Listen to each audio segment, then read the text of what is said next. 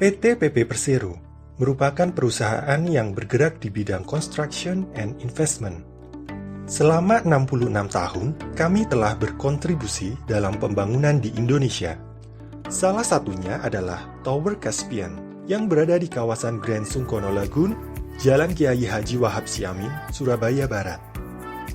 Dibangun di lahan seluas 3.156 meter persegi dengan jumlah lantai 48 lantai dan 4 basement serta memiliki ketinggian 178 meter.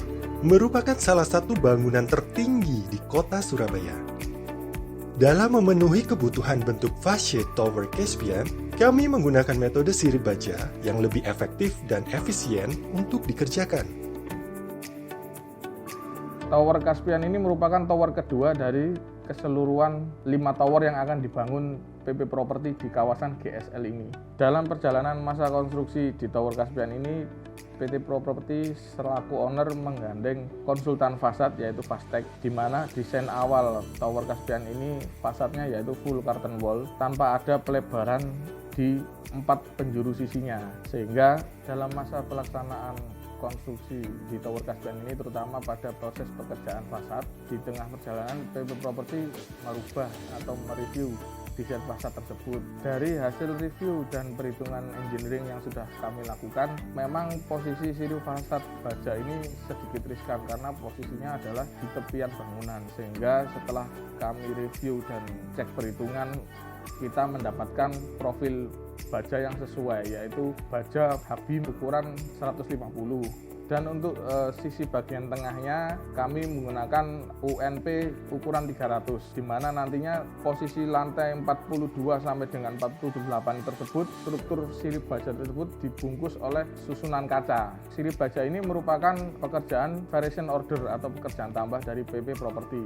Secara overall, review desain dan perhitungan yang kami buat dari tim engineering sudah mendapat persetujuan, sehingga harapan kami semua pelaksanaan pekerjaan sirip baja Tower Caspian ini bisa berjalan sampai selesai dengan tepat, lancar, dan sesuai dengan desain yang kita sepakati bersama. Tentunya tanpa mengindahkan faktor safety dan keselamatan selama masa pemasangan sirip baja tersebut.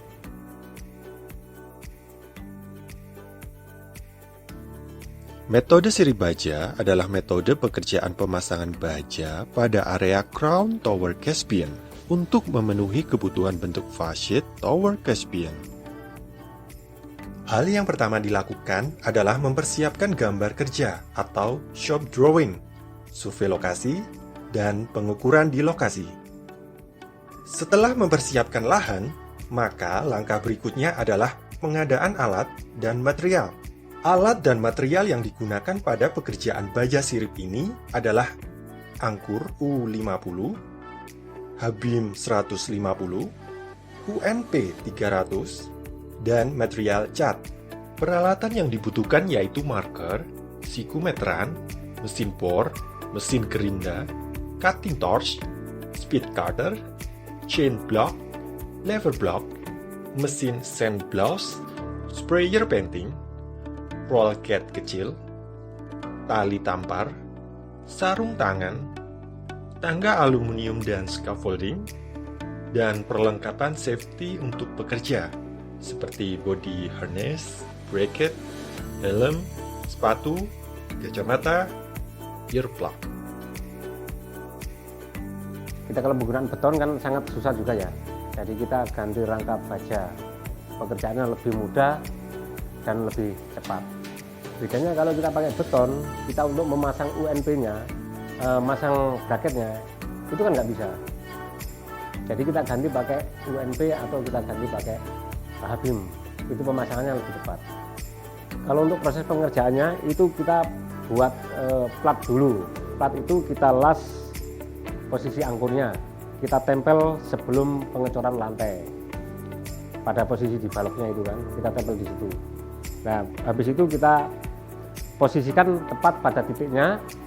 Setelah itu kita cor kan lantainya. Habis itu kita pasang Habim.